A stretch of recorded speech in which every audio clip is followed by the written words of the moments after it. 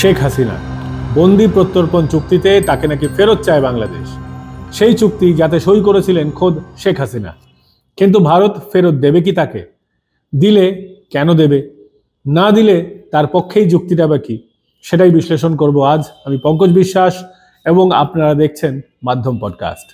কথা হচ্ছে বন্দি প্রত্যর্পণ চুক্তি এবং শেখ হাসিনার ফেরত দেওয়াকে কেন্দ্র করে। আপনারা সকলেই জানেন যে শেখ হাসিনা তাকে ফেরত চেয়ে নোট ভার্বাল পাঠিয়েছে বাংলাদেশ। নোট ভার্বালটা ঠিক কি জিনিস? এক দেশ আরেক দেশকে ডিপ্লোম্যাটিক চ্যানেলে কোনো কিছু জানাতে চাইলে নোট ভার্বাল পাঠাতে পারে। ওই আজকের ইমেলের মতো একটা নির্দিষ্ট ইনফরমেশন শেয়ার করার পদ্ধতি কূটনৈতিকভাবে, যাতে দুপক্ষের কোনো পক্ষের সই থাকে না, খানিকটা ইমেলের মতো। এবার আসি বন্দি প্রত্যর্পণ চুক্তি নিয়ে। বন্দি প্রত্যর্পণ চুক্তি সেই জায়গাতেই খাটে যেখানে আগে থেকে চুক্তি হওয়া দুপক্ষ রাষ্ট্রের মধ্যে কোনো একটি রাষ্ট্রে আগে থেকে ওই ব্যক্তি বা সংস্থার বিরুদ্ধে নির্দিষ্ট অভিযোগ বা এফআইআর দায়ের হয়ে থাকে। এরপরেই সেই দেশ কোনো অভিযুক্ত বা দোষী ব্যক্তিকে পালিয়ে গেলে, অন্য দেশে ধরা পড়লে তাকে বন্দি প্রত্যর্পণ চুক্তির মাধ্যমে ফেরত পাঠায়। এক্ষেত্রে সবচেয়ে বড় প্রশ্ন হলো, শেখ হাসিনা যখন দেশ ছেড়ে ভারতে এসেছিলেন তখন কি তার বিরুদ্ধে বাংলাদেশে গণহত্যার কোনো মামলা ছিল? উত্তর হচ্ছে না। হাসিনা কি ভারতে বন্দী? তার উত্তরও হচ্ছে না। একটা বড় প্রশ্ন হচ্ছে, হাসিনা কি পালিয়ে ভারতে এসেছিলেন? এটা নিয়ে তর্ক বিতর্ক থাকতেই পারে, কিন্তু বাস্তবটা হচ্ছে তাকে ভারতে বাংলাদেশের সামরিক বিমানে বাংলাদেশের সামরিক বাহিনী দিল্লিতে ছেড়ে দিয়ে গেছিল। যাকে বাংলাদেশের সেনাবাহিনী নিজে ভারতে রেখে দিয়ে গেছে, তার বিরুদ্ধে বন্দি প্রত্যর্পণ চুক্তিতে ফেরত দেওয়াটা কোনো কাজের কাজ নয়। হ্যাঁ, বাংলাদেশ দাবি করতেই পারে, তবে ভারত সেই দাবি মানবে কিনা সেটা ভারতের উপর নির্ভরশীল। এবং ভারতের পলিসি অনুযায়ী ভারতের শরণ নেওয়া কোনো অতিথিকে রাজনৈতিক ষড়যন্ত্রের আওতায় ফেরত দেওয়া হয় না। এবার আসি বন্দি প্রত্যর্পণ চুক্তি নিয়ে। বাংলাদেশ এতটাই সিরিয়াস যদি শেখ হাসিনাকে ফেরত নেওয়ার ব্যাপারে হয়, তাহলে নোট ভার্বালের মাধ্যমে এই বার্তাটা পাঠানো হতো না।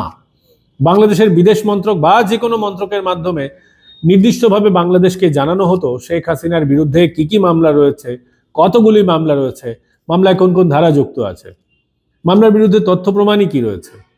ভারত এবং বাংলাদেশ অতীতে প্রত্যর্পণ চুক্তির মাধ্যমে বিভিন্ন দেশ থেকে অভিযুক্তদের নিজ নিজ দেশে এনে আইনের আওতায় এনেছে।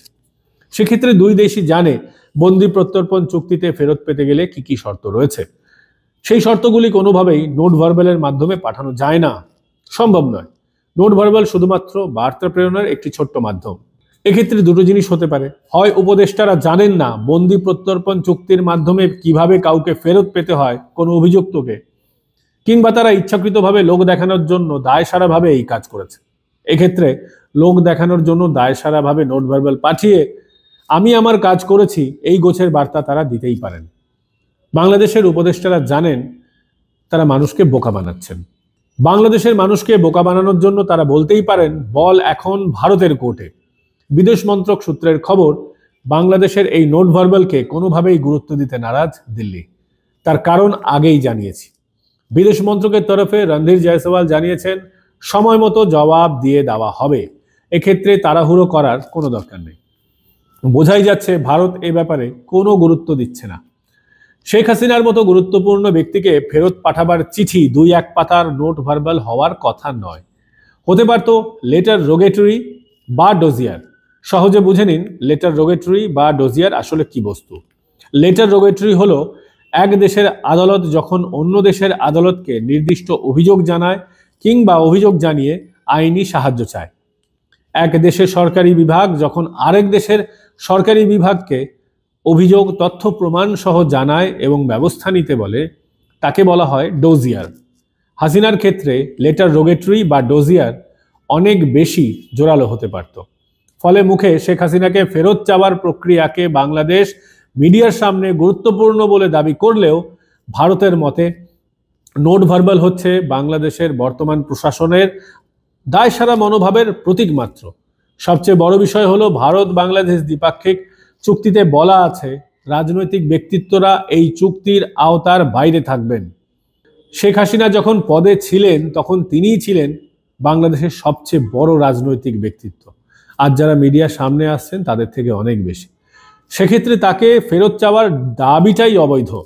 কূটনৈতিক বিশেষজ্ঞদের মতে হাসিনাকে দেশে ফেরানোটা আসল উদ্দেশ্য নয় বাংলাদেশের। আসল উদ্দেশ্য হচ্ছে তার বাংলাদেশে আগমন ঠেকানো। সেই কারণেই সাজানো মামলা চলছে, ফেরত চাওয়া হচ্ছে নোট ভার্বালের মাধ্যমে, আর এখন বলা হচ্ছে ইন্টারপোলের মাধ্যমে রেড কর্নার নোটিশ জারি করা হবে। এক্ষেত্রে উল্লেখ্য, বন্দি প্রত্যর্পণ চুক্তি লাগু হয় কোনো ফিউজিটিভ ক্রিমিনাল বা ফেরার আসামির ক্ষেত্রে। শেখ হাসিনা দুটির মধ্যে কোনোটিই নন।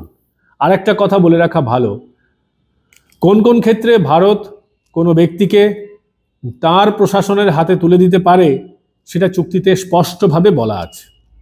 বাংলাদেশ চাইলে ভারতের বিদেশ মন্ত্রকের ওই ওয়েবসাইট থেকে সেটা দেখে নিতে পারে। সবচেয়ে বড় বিষয় হলো, যাকে ফেরত চাওয়া হচ্ছে তাকে প্রত্যর্পণযোগ্য মামলার ধারায় অন্তর্ভুক্ত হতে হবে। শেখ হাসিনা ওয়াজেদ যখন ভারতে নামেন তখন তিনি ফেরার আসামি ছিলেন না। শেখ হাসিনা দেশ ছাড়ার পর তার বিরুদ্ধে শত শত মামলা হয়েছে। ফলে ভারত মনে করতেই পারে যে এগুলি রাজনৈতিক প্রতিহিংসার জন্য করা হচ্ছে, যার ভিত্তিতে প্রত্যর্পণের কোনো প্রশ্নই ওঠে না।